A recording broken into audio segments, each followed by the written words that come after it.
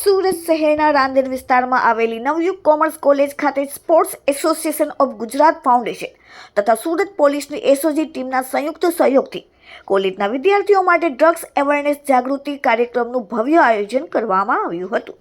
આ કાર્યક્રમમાં sports association of Gujarat ફાઉન્ડેશનના general secretary Shri Dharmeshbhai Patel, Surat police SOG ટીમના શ્રી હડિયા સાહેબ, ફિટનેસ કાઉન્સિલર શ્રી મિતેશ માસ્ટર તેમજ all India social justice for ઇન્સ્ટલ civil rights council of India chairman Shri Shokatbhai Mirza ઉપસ્થિત રહ્યા હતા.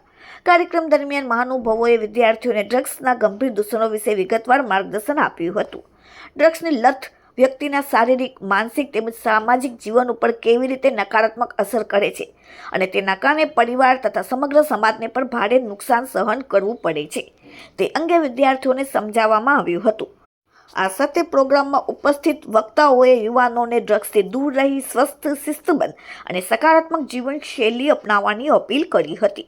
આવા જાગૃતિપૂર્ણ કાર્યક્રમો યુવાનોને ખોટા માર્ગે જતા અટકાવવા માટે અત્યંત મહત્વપૂર્ણ સાબિત થાય છે તેમ મહેમાનો દ્વારા જણાવવામાં આવ્યું હતું.